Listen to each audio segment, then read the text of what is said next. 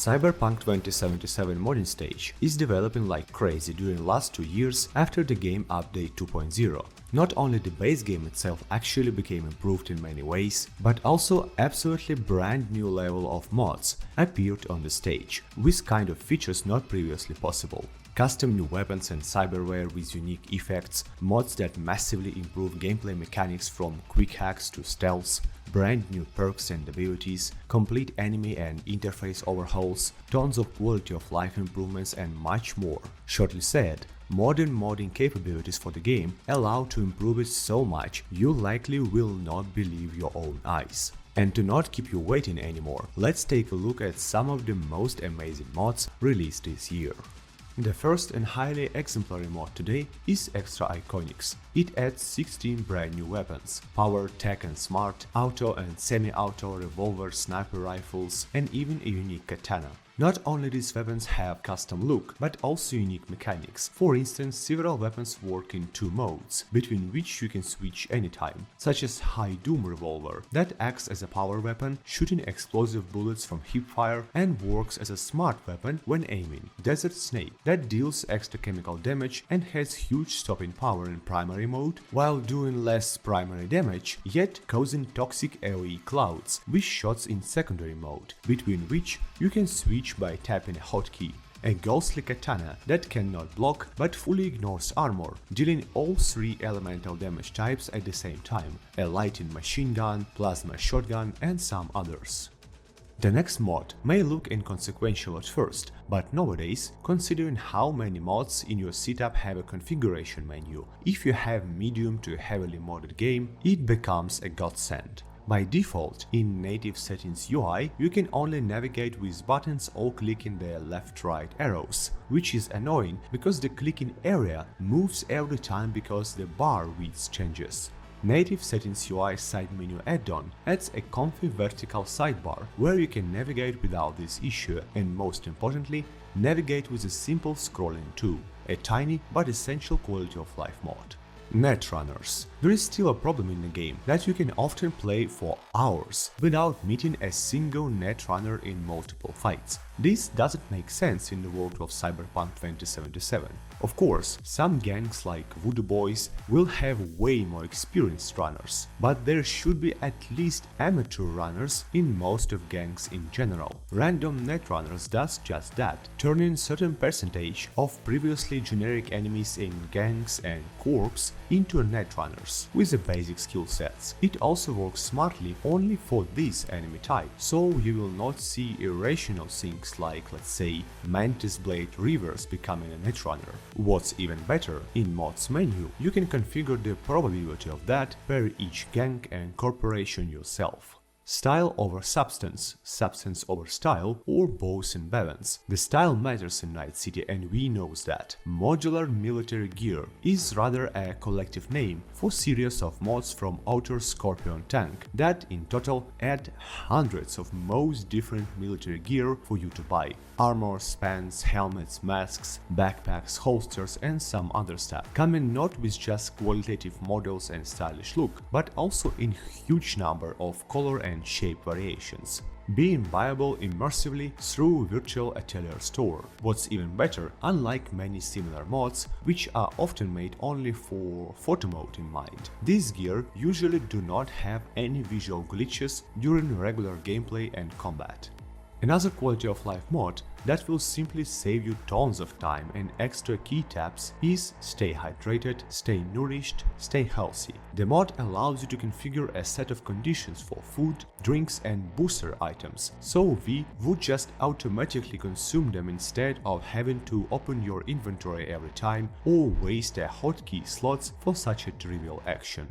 SynthDose mod adds brand new 15 drugs to the game, along with toxicity effect and cyberware for handling it. Each drug is truly unique in its effects, varying in both of potency of those effects and toxicity strengths, so you can pick up your favorite extra boost to turn the tide of battle for any character build and for any game stage. On top of that, literally every parameter of every drug and every single other feature in the mod are fully configurable in the mods menu. Since the game update 2.0, CDPR introduced so-called Tracing Eyes ability that allows the enemy to trace you when you are quick hacking. Not a bad idea on paper, but with a terrible implementation on practice, because nearly every third enemy in the game has this ability, but this doesn't make any sense. The tracing procedure requires at least some netrunning skills and cyberware, not just a simple eyes. A random schmucks and low-tier gangoons are simply not able to do this even in theory. Trace Position Overhaul provides a plethora of settings to completely reconfigure these mechanics in many ways, allowing you to make tracing more realistic as per Cyberpunk 2077 lore, less annoying and more interesting for your own vision of this gameplay part. The mod not just allows to make it easier, but also to add something new if you want it. For instance, allow enemy netrunners to cover their entire network.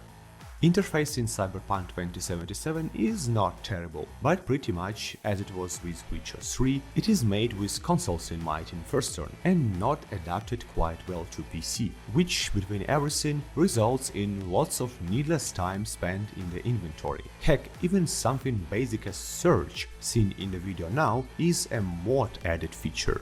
Revised Backpack, clearly inspired by a legendary SkyUI mod for Skyrim, adds a custom backpack screen with different types of sorting options, filtering by tier and name, item preview, and beautiful icons for many item types. What's even better, this new inventory comes at own separate menu tab, so it does not conflict with default inventory, and you can use both anytime you want. While enemies in the game have a great variety, there are still at least two arching issues which make combat more repetitive and less fun. First of all, when it comes to regular enemies, there is often close to no difference between normal, rare and elite enemies, besides just an extra HP bar, more damage and in some, and not all cases, probably one extra passive ability.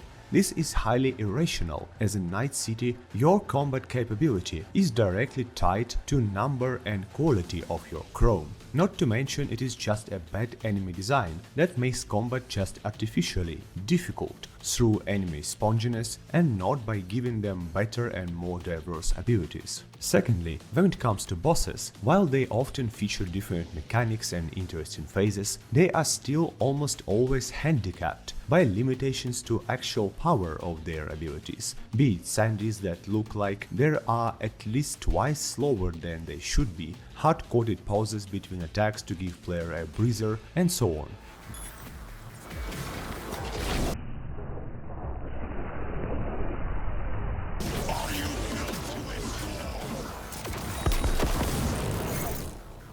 The Preem Enemy Tweaks mod corrects both of these systematic issues. All rare and elite enemies will now have extra passive and active abilities, depending on both their type and faction, giving a clear difference between a regular gangoon and experienced high-rank soldiers, and also giving a notable difference between same-type enemies in different factions. Mini-bosses like Cyberpsychos will be now actually highly threatening enemies, and bosses will feel like bosses with uncapped speed, reaction time, and proper power balance of their abilities. At the same time, the mod does not give abundance of random abilities to everyone just for fancy, flashy look, and does not add any new custom boss phases or animations which ensure it remains bug-free. The mod uses only what's already existing in the game, just with the proper and smart distribution for which CDPR likely just didn't have enough time. It is also made to be compatible with pretty much everything between well-known popular mods. Life Pass bonuses and Gan Corp traits,